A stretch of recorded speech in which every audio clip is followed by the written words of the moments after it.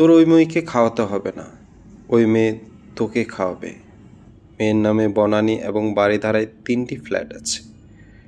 একটাতে তোরা 2জন থাকবি, বাকি 2টি ভাড়া দিবি। বইয়ের পয়সা তুই মনের আনন্দে হেঁটে বেড়াবি। দেশে হাঁটাহাঁটি করতে ভালো না লাগলে বিদেশে হাঁটাহাঁটি করবি, সিঙ্গাপুর, মালয়েশিয়া, ব্যাংকক। ওই মেয়ে কি আমার সঙ্গে হাঁটবে, নাকি বিয়ের পরও আমাকে একা হাঁটতে হবে? সেটা রেনু জানে, তাকে জিজ্ঞেস কর। মারবে না তো? মারলে মার খাবি। শুধু পুরুষটাই বউ পিটাবে যাবে কেন? বউরাও স্বামী পিটাবে।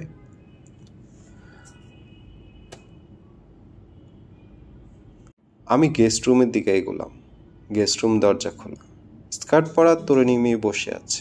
তরুণীর মুখ দেখা যাচ্ছে না, পা দেখা যাচ্ছে। সে পা ধোলাচ্ছে। পা ধোলানোর পর থেকে একজন মানুষের মনের অবস্থা বলা কি অসম্ভব? মানুষ শান্ত মনে যে ভঙ্গিতে পা ধোলায়, অশান্ত মানুষ কি সেই ভঙ্গিতে পা ধোলায়? এ বিষয়ে কোনো গবেষণা হয়েছে কি? ডেমোগ্রাফি, মানব মনে গতি প্রকৃতি এবং পদসঞ্চালন। আমি উকি দিলাম, যথাসম্ভব বিনয়ী গলা বললাম, ওহে। হেলোর বাংলা বললাম। রেনু চমকে তাকালো। আমি তার দিকে তাকিয়ে স্তম্ভিত হয়ে গেলাম। স্তম্ভিত শব্দের অর্থ স্তম্ভের মতো।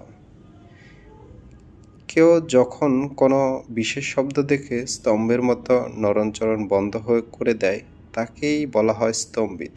স্তম্ভিত না বলে আমরা খাম্বিত বলতে পারি। খাম্বিত মানে খাম্বার মতো হয়ে যাওয়া। আমার খাম্বিত হওয়ার প্রধান কারণ মেয়েটির রূপ। রবীন্দ্রনাথ ঠিকই এই ধরনের কোনো এক মেয়েকে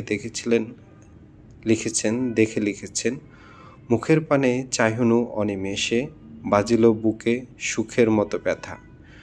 প্রাচীন কবি সাহিত্যিকরা হাস্যকর ভঙ্গিতে মেয়েদের রূপ বর্ণনা করেছেন।